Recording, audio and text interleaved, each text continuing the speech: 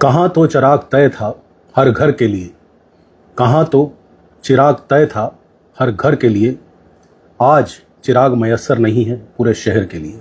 नमस्कार, मैं आकाश आहूजा। दोस्तों, आज केंद्रीय कृषि मंत्री शिवराज सिंह चौहान रुद्रपुर आ रहे हैं और आप लोगों ने इससे पहले भी मेरे फेसबुक पेज पर देखा होगा कि उनका अराइवल हो गया है पन्नागर एयरपोर्ट पर, जहां मुख्यमंत्री ने उनका स्वागत किया, अन्य जनप्रतिनिधियों और अधिकारियों ने भी किया। बड़े फैनफेयर के साथ, गाजे बाजे के साथ इस पूरे जो कृषि मंत्री के आगमन है इसको प्रचारित किया गया। ये कहा गया कि किसान सम्मेलन की तरह ये होगा, जहां किसानों से संवाद भी होगा और लगभग 400 करोड़ की योजनाओं का शिलान्यास और लोकार्पण होगा। दोस्तों, बहुत बड़ा सवाल है कि तराई, चूंकि फूड बोल ऑफ उत्तराखंड कहते हैं इसको, अन्न का कटोरा कहा जाता तराई को, तो तराई में ऑब्वियस सी बात है कि जब मुख्यमंत्री कृषि मंत्री आते हैं केंद्रीय, तो आकांक्षाएं काफ़ी ऊंची हो जाती हैं, इच्छाएं ऊंची हो जाती हैं।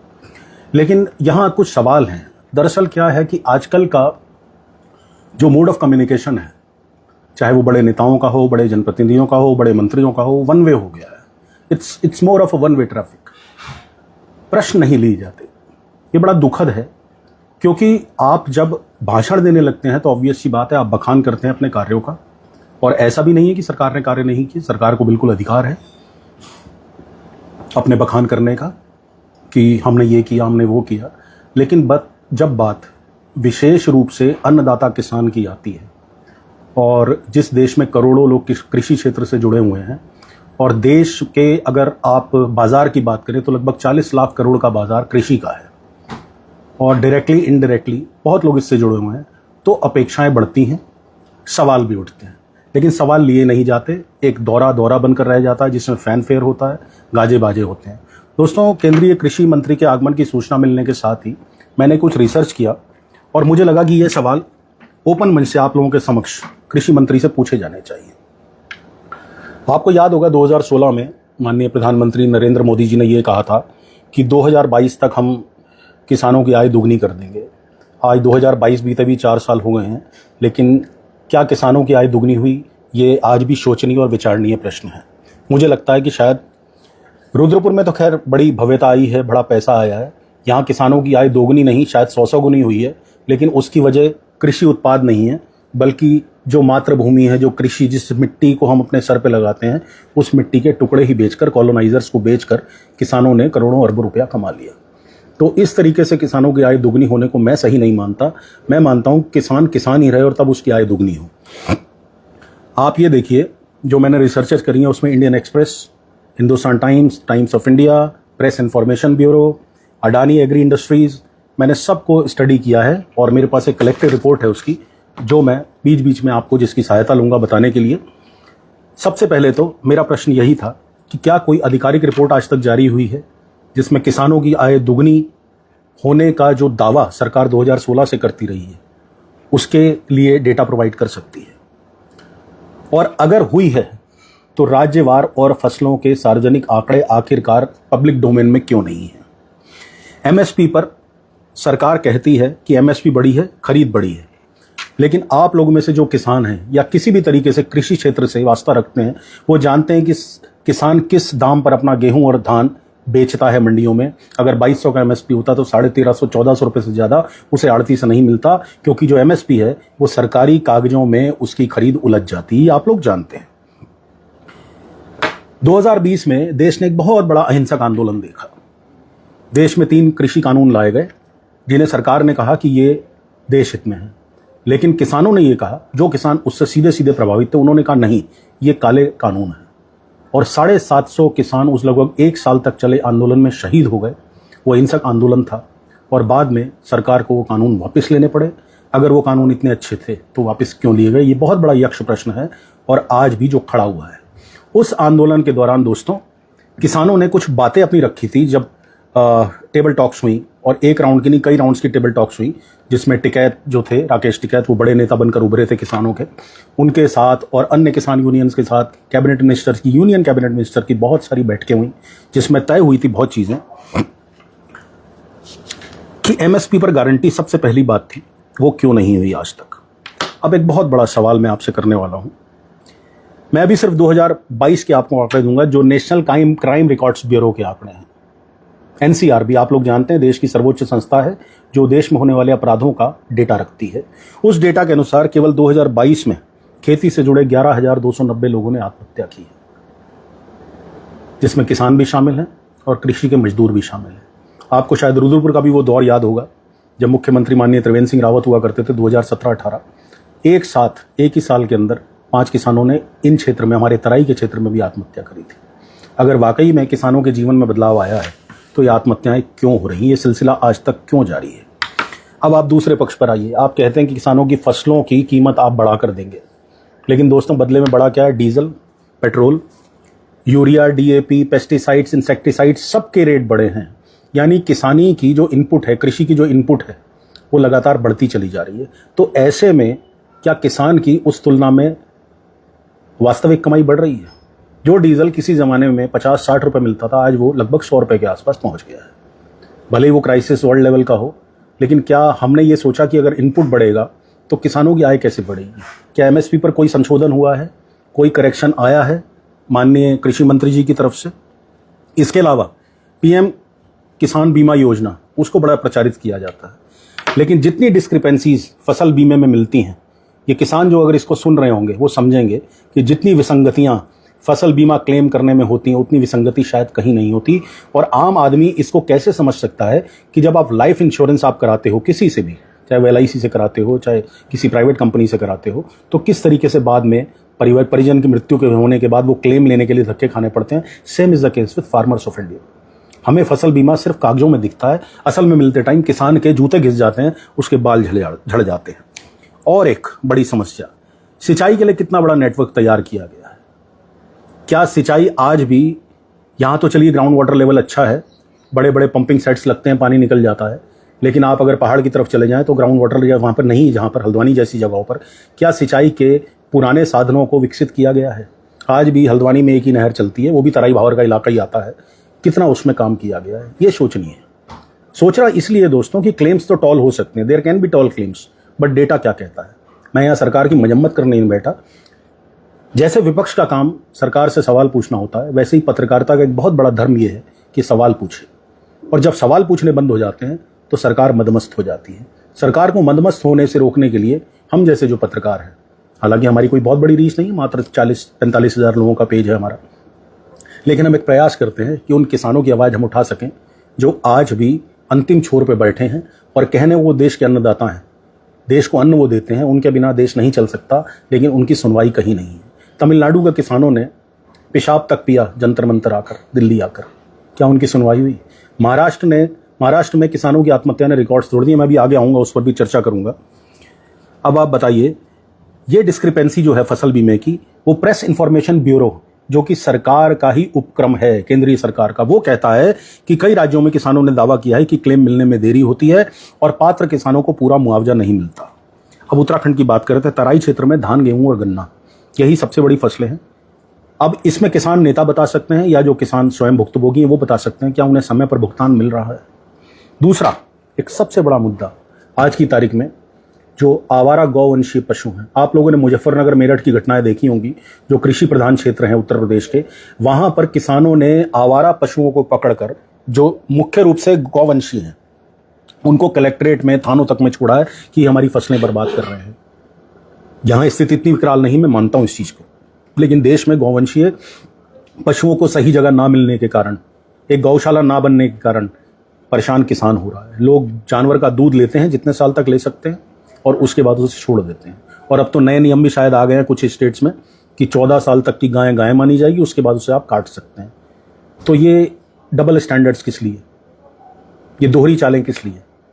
क्या गौवंशीय पशुओं को से किसान की फसल की सुरक्षा के लिए उनके लिए गौशालाएं अधिक से अधिक नहीं बननी चाहिए? ये बहुत बड़ा सवाल है। और ये कभी वेस्टर्न यूपी अगर आप जाते हैं, जो बहुत बड़ी कृषि बेल्ट है, या हरियाणा की तरफ जाते हैं, तो आपको पता लगेगा। सवाल और भी उठते हैं कि किसानों की आय दोगुनी होने का, जैसा मैंने पहले भी पूछा, आधिकारिक डेटा क्या है? एमएसपी की कानूनी गारंटी पर सरकार का वर्तमान रुख क्या है? और सबसे बड़ी बात, 400 करोड़ के अलावा आज जो घोषणाएं होनी, उन पर मेरी पैनी नजर रहेगी, क्योंकि मैं टाइम्स ऑफ इंडिया के लिए कल वो स्टोरी लिखूंगा, आज वो स्टोरी लिखूंगा, कल छपेगी, कि आखिर किसानों के लिए ऐसी क्या घोषणा हमारे केंद्रीय कृषि मंत्री करके जाते हैं, शिवराज सिंह चौहान, जो मध्य प्रदेश से आते हैं और मामा नाम से जाने जाते हैं और 3 बार मुख्यमंत्री रहे हैं मध्य प्रदेश के। हालांकि व्यापम से भी वो जुड़े रहे, जिन जिनों को व्यापम याद होगा। लेकिन चलिए, अब वो कृषि मंत्री हैं तो कृषि पर ही उनसे सवाल किए जाएंगे। और आने वाले 2 सालों में, 2024 में इलेक्शन हुए थे, 2026 चल रहा है, 2029 में काउंटडाउन शुरू हो जाएगा मोदी जी के चौथे टर्म के लिए, या जो भी सरकार आए, मुझे तो लगता है मोदी जी ही रिपीट करेंगे। तो उन 2 सालों में, अगले 2 सालों में किसानों के लिए, सीमांत किसानों के लिए छोटे क्या योजनाएं हैं, ये भी कृषि मंत्री को बताना पड़ेगा और बताना चाहिए भी, क्योंकि जैसा मैंने कहा कि उत्तराखंड का फूड बोल है तराई, इसे यहाँ का अन्न का कटोरा कहा जाता है। अब देखिए दोस्तों, डिस्क्रिपेंसीज और कहाँ कहाँ आती हैं, विसंगतियाँ और कहाँ कहाँ आती है। अब मैं आपको रिपोर्ट बता रहा हूँ, ये अडानी एग्रो लॉजिस्टिक्स की ही। इसके अनुसार अडानी समूह की कंपनी अनाज के भंडारण यानी कि साइलो, लॉजिस्टिक्स और परिवहन के क्षेत्र में लंबे समय से काम कर रही है। कंपनी का कहना है कि उसे ये परियोजनाएं सरकार की प्रतिस्पर्धी निविदा प्रक्रिया के तहत मिली, यानी ओपन टेंडर पॉलिसी में उसे ये मिले हैं, और वह केवल FCI यानी फूड कॉर्पोरेशन ऑफ इंडिया तथा राज्य सरकारों के लिए लॉजिस्टिक्स सेवाएं देती है। ये अडानी एग्री लॉजिस्टिक्स.com पर जाके आपकी क्लेम पढ़ सकते हैं। लेकिन इसमें किसान संगठनों का आरोप यही है कि बड़े कॉर्पोरेट समूह, खासकर अडानी की कृषि आपूर्ति श्रृंखला में बढ़ती भूमिका भविष्य में किसानों और खाद्य सुरक्षा व्यवस्था पर असर डाल सकती है। और कुछ राजनीतिक बयान और कुछ जो इन्वेस्टिगेटिव जर्नलिज्म होती है, उनकी रिपोर्ट्स भी हैं जो इंडियन एक्सप्रेस में छपी थी। यह दावा किया गया कि आधुनिक साइलो फिर से जो लॉजिस्टिक्स का काम है, कि बड़े हिस्से में अडानी समूह की हिस्सेदारी लगातार बढ़ती जा रही है। लेकिन इस पर सरकार और कंपनी का पक्ष अलग अलग है। सरकार आज बताए, जवाब देना पड़ेगा सरकार को कि FCI के आधुनिक साइलो प्रोजेक्ट्स में किन किन निजी कंपनियों को क्या क्या क्या मिला है। क्या हमारा अधिकार नहीं है ये जानने का कि हमारा माल आखिर कौन डिलीवर करेगा, किन कंडीशंस पे डिलीवर करेगा, कौन से गोडाउन्स बन रहे हैं, कौन से गोडाउन्स बिना किसी पॉलिसी के बन रहे हैं। बड़े बड़े कॉर्पोरेट घरानों के जो फैमिलीज हैं, उनके जो गोडाउन्स बन रहे हैं अनाज भंडारण के लिए, 3 कानून याद रखिएगा जो वापस हो गए थे, वो कभी भी सिर उठा सकते हैं, ये भी सत्य है। क्या भविष्य में सरकारी खरीद, MSP और भंडारण व्यवस्था में निजी कंपनियों की भूमिका और बढ़ेगी? सरकार को इस पर भी जवाब देना होगा। क्या सरकार यह भरोसा देगी, चूंकि मेरे सवाल केंद्रीय कृषि मंत्री से हैं, कि MSP और सरकारी मंडी व्यवस्था पर किसी कॉर्पोरेट का प्रभाव नहीं पड़ेगा, जो एक बहुत बड़ा इशू ऑफ कंसर्न था जब 2020 में हुआ था आंदोलन।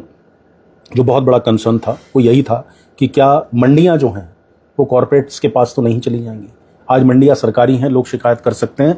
निजी हाथों में जाने के बाद क्या स्थिति रहती है, ये आप और हम बेहतर जानते हैं। अब बात करते हैं किसानों की आत्महत्याओं की। अगर पिछले 12 साल की बात करें, 2014 से 15, तो आधिकारिक नेशनल क्राइम रिकॉर्ड्स ब्यूरो के आंकड़ों के आधार पर देश में 1.25 लाख लोग जो खेती से जुड़े हैं, इसमें किसान, कृषक और मजदूर भी शामिल हैं, आत्महत्या कर चुके हैं। अगर केवल किसान की, कल्टीवेटर्स यानी जो बड़ी जोत रखते हैं, उनकी अगर बात करी जाए तो 2022 में 5207 किसान और उनके खेतों में काम करने वाले 6083 मजदूर, 2023 में 4690 किसान और उनके खेतों में काम करने वाले 6096 कृषि मजदूर। ये डाउन टू अर्थ एक बहुत बड़ी वेबसाइट है, उसकी रिपोर्ट है। दूसरी रिपोर्ट टाइम्स ऑफ इंडिया की। तीसरी रिपोर्ट टाइम्स ऑफ इंडिया की ये है कि 2024 में 4633 किसान और 5913 कृषि मजदूर आत्महत्या कर चुके हैं। राष्ट्रीय अपराध आंकड़ा रिकॉर्ड ब्यूरो यानी NCRB की 12 वर्षों में खेती से जुड़े अन्नदाता हमारे जो भगवान के बाद स्थान रखते हैं, जैसे कहते हैं चिकित्सक का स्थान होता है। चिकित्सक तो मरते हुए को जीवन देता है, लेकिन ये अन्नदाता तो जीने वाले व्यक्ति को जीवन देते हैं। अगर भोजन ना मिले तो हमारा क्या हाल होगा, चिकित्सक भी कुछ नहीं कर पाएगा। तो अन्नदाता भगवान के बाद पहला स्थान रखता है। ये अन्नदाता किसान 1.25 लाख पिछले 12 वर्षों में आत्महत्या कर चुका है। मेरा सवाल 12 वर्षों का इसलिए है क्योंकि 12 वर्षों से आदरणीय नरेंद्र मोदी जी की सरकार है, जिन्होंने ये कहा था कि 2016 में जिन्होंने कहा था कि मैं 2022 में सबकी किसानों की आय दुगनी कर दूंगा। मैं 2022 में मेरा सपना है कि हर भारतीय के पास अपना मकान हो। तो तमाम वादे थे, 100 स्मार्ट सिटीज़ भी थी, बुलेट ट्रेन भी थी, काला धन भी था। लेकिन चलिए उन चीज़ों पर बात आज करना बेमानी है, क्योंकि आज बात कृषि मंत्री से हो रही है और तराई एक कृषि प्रधान क्षेत्र है। और मैं फिर से कह रहा हूँ, यहाँ कमाइयाँ बढ़ी हैं। ऐसा नहीं है कि कृषि का कार्य करने वालों की कमाइयाँ नहीं बढ़ी, लेकिन उन्हीं की बढ़ी हैं जिन्होंने अपनी ज़मीनें बेच दी और बड़ी बड़ी थार, फॉर्च्यूनर जैसी गाड़ियाँ खरीद ली। उन्होंने कृषि की भूमि को नीलाम कर दिया, कॉलोनाइजर्स को बेच दिया। आप देख सकते हैं रुद्रपुर और तराई के क्षेत्र में किस तरीके से कंक्रीट के जंगल लगातार तैयार हो रहे हैं और किस तरीके से कृषि की भूमि छिनती चली जा रही है। लोक लुभावन भाषण बहुत आएंगे, कृषि को ऐसा दिखाया जाएगा कृषि के प्रति सरकार समर्पित है, लेकिन सवाल पूछना बड़ा ज़रूरी है। और किसान संगठनों की, जो किसान संगठन एफिलिएटेड नहीं है गवर्नमेंट से, उनकी उपस्थिति आज के सम्मेलन में होनी चाहिए, ये मेरा मानना है। तभी निष्पक्ष बात निकल के आ सकती है। असल बातचीत तभी निकल के आ सकती है। अगर भारतीय जनता पार्टी किसान मोर्चा आ जाता है तो फिर आप कैसे कल्पना कर सकते हैं कि सही सवाल पूछे जाएंगे। यहाँ किसान संगठन आने चाहिए, चाहे वो भारतीय किसान यूनियन, जो 3-4 भारतीय किसान यूनियन हैं उनके लोग हों या आम किसान हो, वो आए, तब संवाद होता है। और बिना डर के वो प्रश्न पूछें। ऐसा ना हो कि पुलिस के पहरे में वो कृषि मंत्री से सवाल पूछने में डरें, या फिर कृषि मंत्री सिर्फ एक अच्छा लुभावना लच्छेदार भाषण देकर यहाँ से चले जाएं। सवाल अंत में यही रहते हैं दोस्तों। अब मैं रैप करूँगा इसे, क्योंकि मेरा काफ़ी कल समय लगा था इस पूरे रिसर्च करने में, और आप लोगों के कमेंट्स भी मैं देखूंगा अभी 1 मिनट बाद। मेरा सिर्फ सवाल जो अंत में यही है कि कृषि मंत्री आज प्लीज़ ये बताकर जाए कि 2022 तक किसानों की आय दोगुनी करने का लक्ष्य पूरा हुआ या नहीं, और अगर हुआ है तो उत्तराखंड और विशेष रूप से तराई भावर के आंकड़े क्या है। एमएसपी की कानूनी गारंटी पर सरकार का वर्तमान रुख क्या है। एनसीआरबी के अनुसार खेती से जुड़े लोगों की आत्महत्याएं अब भी हो रही हैं, इन्हें रोकने के लिए क्या नई नीति बनाई गई है। कृषि मंत्री बताएं, क्योंकि तराई में भी 5 किसान तो मुझे रिपोर्टेडली याद है जिन्होंने आत्महत्या करी थी। उत्तराखंड में धान, गन्ना और गेहूं किसानों के लिए केंद्र की नई योजना क्या है। बढ़ती खेती लागत, जिसमें डीजल, खाद, बीज, इंसेक्टिसाइड, पेस्टिसाइड सब चीज़ें शामिल हैं। पंपिंग सेट्स या बिजली के रेटों की ही बात करें, सब शामिल हैं। उनके मुकाबले किसानों की वास्तविक आय बढ़ने के लिए क्या रोड मैप है इस सरकार के पास। मैं फिर से एक बात कह रहा हूं दोस्तों कि किसान देश का अन्नदाता है, देश को भूखा नहीं रहने देता। हम लोग उस दौर में जी चुके हैं जब 35 करोड़ की आबादी थी इस देश की, जब हम आज़ाद हुए थे 1947 में, और हमारे पास टोटल बजट पूरे देश का 197 करोड़ रुपए था। उस 197 करोड़ के बाद हमारे देश के नेताओं ने, चाहे वो किसी भी पार्टी से रहे हो, किसी भी उससे रहे हो, उन्होंने देश का स्तर ऊंचा उठाया। आज 70 साल बाद हम फख्र से कह सकते हैं कि हम लोग आज एक बढ़ती हुई अर्थव्यवस्था है, लेकिन किसानों पर ध्यान दिए बगैर इस अर्थव्यवस्था का बढ़ना बेमानी है दोस्तों। जब तक किसानों को उनके मूल अधिकार नहीं मिलेंगे तब तक कुछ भी नहीं होने वाला है। थोड़ा सा मुझे समस्या हो रही है दोस्तों लाइव देखने में, मैं 1 सेकंड का और समय लेता हूँ आपसे। जी, लाइव आ गया है। अगर आप लोगों के कमेंट से तो मैं ज़रूर लूँगा। भाई साहब, किसान नहीं, अब तो बिजनेसमैन, हर बंदा ही परेशान है। किसान की यूरिया भी गई। हमारे देश की सरकार को पता हमारी जिंदगी जुमलों में आ चुकी है। देखिए, किसानों से रिलेटेड अगर आप प्रश्न करेंगे तो मुझे अच्छा लगेगा। और प्लीज़, अगर आपको लगता है कि ये पोस्ट शेयर करने लायक है तो शेयर करिएगा। शायद ये बात केंद्रीय कृषि मंत्री शिवराज सिंह चौहान के कानों में पहुंच जाए, और देश का जो अन्नदाता किसान है, जो इस देश को भूखे नहीं सोने देता, उसके हित की दिशा में कहीं ऐसा तो ना हो कि अन्नदाता किसान जो दुनिया को तो खाना खिला रहा है लेकिन रात खुद पानी पीकर सो जाता हो, और ये ना सोचता हो कि मैंने कल सुबह उठकर आत्महत्या करनी है या आज रात आत्महत्या करनी है। तो प्लीज़ इसे शेयर करिएगा ताकि चौहान साहब तक ये प्रश्न जरूर पहुंचे, क्योंकि मेरा बहुत छोटा पेज है। और अगर आपको लगता है कि मैं जन समस्याएं उठाने का प्रयास करता हूं तो मेरे पेज को प्लीज़ लाइक, फॉलो और शेयर करिए। और आर्थिक रूप से भी जो लोग हमें मदद करना चाहते हैं, मैं उनको भी आग्रह करता हूँ, करबद्ध निवेदन करता हूँ कि एक स्टार सेक्शन होता है। अगर आप 1 स्टार हमें देते हैं तो हमें 1 रुपया मिलता है। आप अपनी क्षमता अनुसार हमें हमारी पोस्टों पर स्टार्स देंगे तो हमें आगे बढ़ने के लिए थोड़ी ऊर्जा मिलेगी, आर्थिक ऊर्जा, जिसकी हर एक को जरूरत होती है, क्योंकि हम भी भूखे पेट रात को नहीं सो सकते। बहुत बहुत धन्यवाद। भारत माता की जय।